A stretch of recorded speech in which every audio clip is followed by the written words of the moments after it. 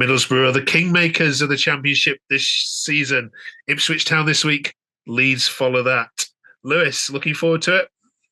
Absolutely, yeah. You want to be involved in the in the big games. It's coming to the crunch time now.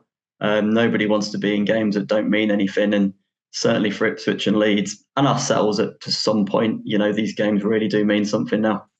All right, we're going to preview or review the Swansea game and have a chat to you about that. We're also going to then bring in our Ipswich Town fan and get a little chat about the Sam Morsey derby. You'll be travelling down to Portman Road this weekend, and we're also going to be checking in with you as we do weekly about your chances of those playoffs. 7 unbeaten now.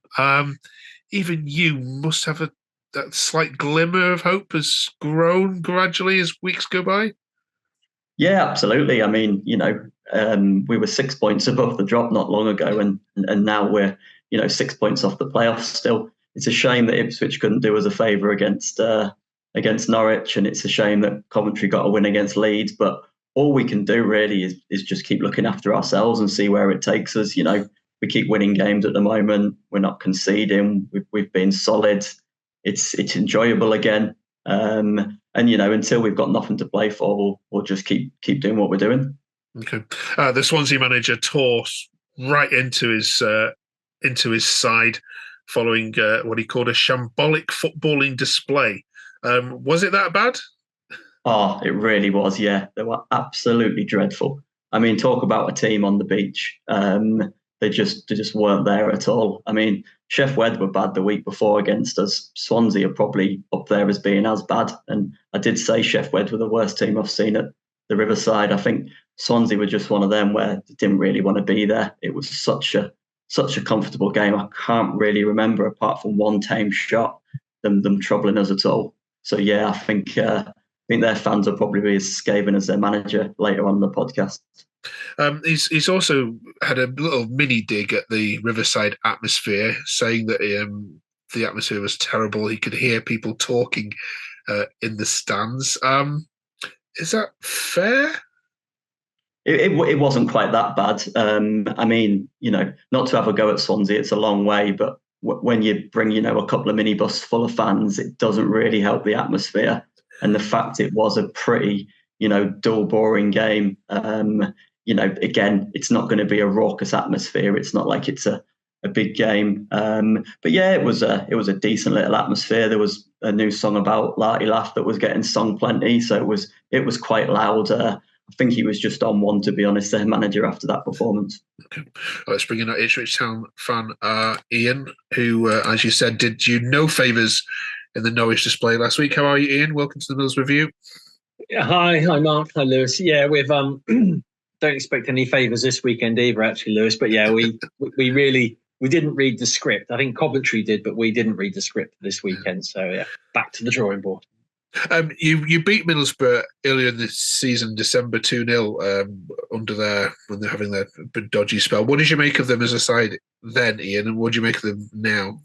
Yeah, I could turn and say, we pulled them to pieces, but they were missing 8 players. So I think that we scrubbed the game from earlier in the season. We got a 2-0 win on the road at Middlesbrough, which in an evening game, long drive up to the northeast is not what you want. I think that the one player who did start, I thought might show something, was Lato. He went missing on the day. But I think the team will be playing at Portman Road with very different Middlesbrough. They've had a season almost under the belt now. And I'm not aware of any injuries, but we'll see what happens in the week. Yeah, Lewis, just a quick injury update then. Formation, is he just going to start the same side and beat Swansea, isn't he? Yeah, I mean, the only thing is we do have Hayden Hackney back from injury now, and Rav Vandenberg, and they would be two starters. But, it's the old adage of, you don't change a winning team. So be interesting if he does change anything at all, if he does go back to a back 5 and potentially plays Vandenberg, Clark and Ayling as a back 3, and puts Howson back into centre mid with Hackney. But how much do you want to disrupt a team that's just gone, 7 unbeaten? So be an interesting team selection. Yeah, Ian, are you worried about this fixture? And you've got Coventry to come and others, but is there a danger you might underestimate Middlesbrough here? I don't know. I mean, I think Kieran McKenna's probably a bit more kind of switched on really to over overcook it. I also think he shows massive amount of respect to all the teams that we have left to play, because I don't think there's any easy games. I mean, even Huddersfield at the end of the season, there could just be them playing for nothing. So, it'll be an interesting game. I think the way Carrick likes to play, again, possession based, he'll pick his chances. The Manchester United DNA is deep in his veins, which is a case about pick your moment, don't try and rush it. We've seen teams that have come to Portman Road and gone at us for 15 minutes. I don't think that'll be Middlesbrough's way. I think they'll be happy to keep possession, and even if they don't score to the 60th, 70th minute, they'd be happy with that. But like I said, I think it's going to be a real football strategy game. It'll be a really good football game for the purists, not necessarily the free scoring mayhem that we've had in previous fixtures. But yeah, it'll be interesting. Okay. All right, Lewis, you'll be travelling down there. You'll be giving Sam Morsey a little ripple of applause with you as the parades are on the pitch. Yeah, maybe after the game. Not sure you'll get too much before the game. Be a classic where people boo him during the game and then clap him after the game. I think that's just the way football is nowadays, isn't it?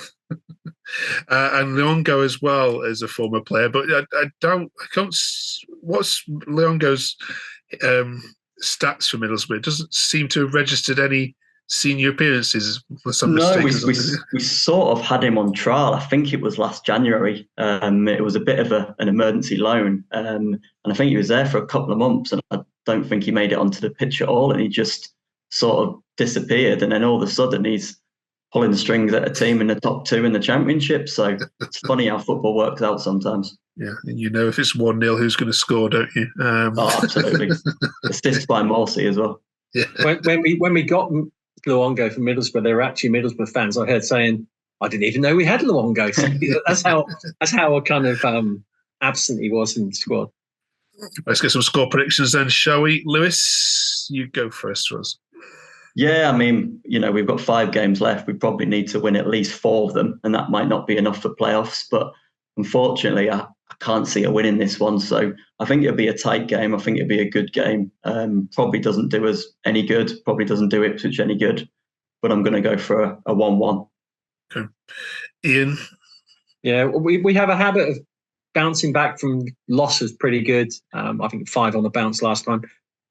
I'd like to think this will be another 3 points to add to what we get against Watford on Wednesday. So I'm going to say a 2-0 home win. Okay. All right. Thank you both very, very much. Enjoy the game, both of you. This is going to be, I think if this was on Sky, I'd certainly be sitting down and watching this one. It's going to be a good battle. Thank you very much. And we'll catch you both of you next week for the run-in. It's squeaky bum time, isn't it, Ian? Yes, it is indeed. All right. Thanks, Lewis. And if you're a Middlesbrough fan who are travelling to Portman Road this weekend, put some comments below as to whether you'll be cheering at Mr. Morsey and where you think you're going to finish the season. Thank you both. Cheers. Bye. Cheers, Mark, Lewis.